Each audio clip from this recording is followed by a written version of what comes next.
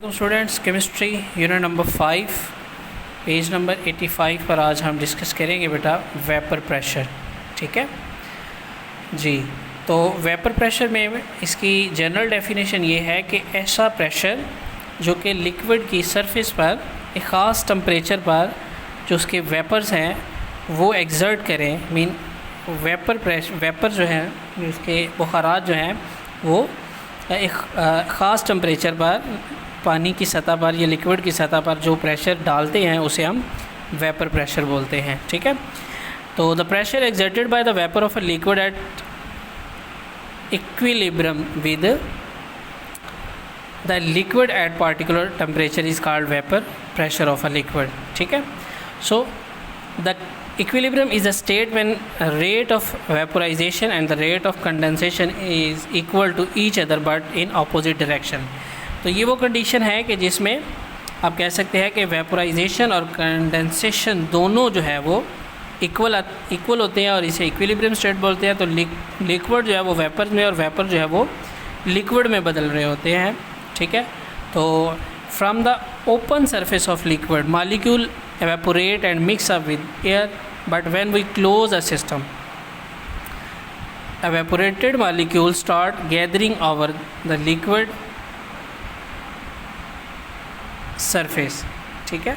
तो आप कह सकते हैं कि अगर जो है ओपन एरिया में ओपन सरफेस एरिया में लिक्विड जो है वो मौजूद है तो उसके मॉलिक्यूल एवेपोरेट होते हैं और मिक्सअप हो जाते हैं हवा में। अगर हम इसे किसी क्लोज सिस्टम में करेंगे तो क्या होगा, तो एवेपोरेटेड मॉलिक्यूल जो है वो इकट्ठा होना शुरू हो जाएंगे उस सिस्टम के अंदर जिस सिस्टम के अंदर वो लिक्विड मौजूद है। तो initially the vapours condense slowly to return to the liquid. तो पहले तो क्या होगा, जो बुखारात हैं वो कंडेंस होकर लिक्विड में बदल के दोबारा लिक्विड में शामिल हो जाना शुरू हो जाएंगे।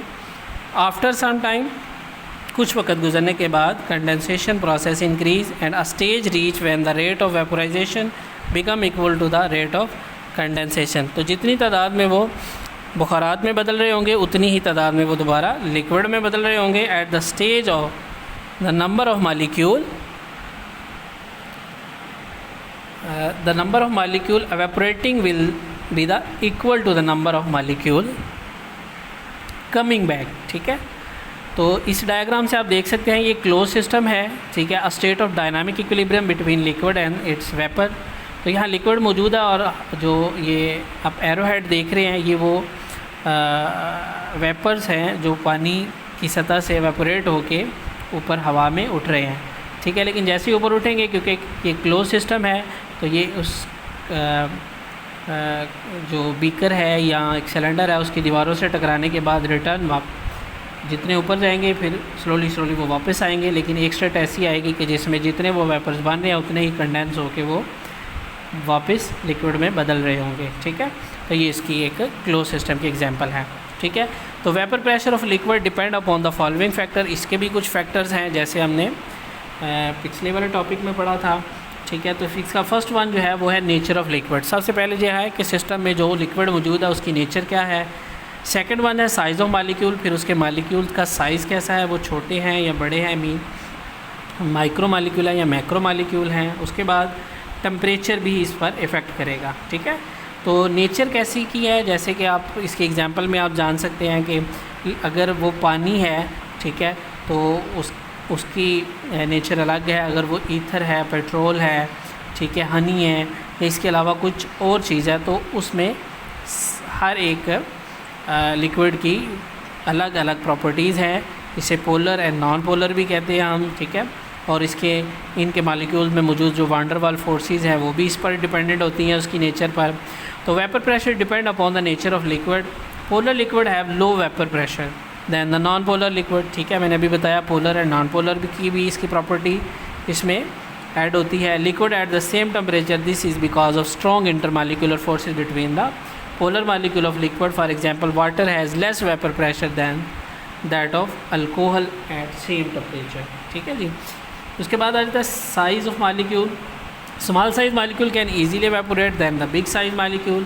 Small size molecular liquid exert more vapor pressure। जी। तो जो छोटे साइज़ में होते हैं वो ज़्यादा प्रेशर एक्सर्ट करते हैं as compared to big molecule. तो एग्जांपल है इसकी hexane C6H14 as a small size molecule as compared to decane 610H22। Therefore ये एक्चुअल दोनों कार्बन के जो है वो टाइप्स हैं, ठीक है। तो इसके बाद therefore C6H14 evaporate rapidly and exert more vapor pressure than C10H22। जी उसके बाद आ जाता है टेम्परेचर। तो अल्टीमेट टेम्परेचर इफेक्ट होगा, जितना टेम्परेचर ज़्यादा होगा उतने वेपोराइजेशन ज़्यादा होगी, तो उसका फिर इफ़ेक्ट ऑफ प्रेशर भी ज़्यादा होगा। At high temperature vapour pressure is higher than at low temperature. At elevated temperature, the kinetic energy of the molecule increase enough to enable them to vaporize and exert pressure, ठीक है। For example, vapor pressure of water at different temperature is given in a table। ये table बताया हुआ है जिस पर पानी जो है वो मुख्तलिफ़ टेम्परेचर पर मुख्तलिफ़ प्रेशर शो करता है। अगर लाइक वो 0 डिग्री है तो उसका वेपर प्रेशर जो है वो 149.4 होगा। अगर 20 डिग्री है तो इसका जो प्रेशर होगा वो ये दो डिफरेंट कॉलम है। 0 पर 4.58 होगा, 20 पर 17.5 होगा, 40 पर 55.3 होगा और इसी तरह 60, 80 और 100 पर ये प्रेशर डिफरेंट होगा।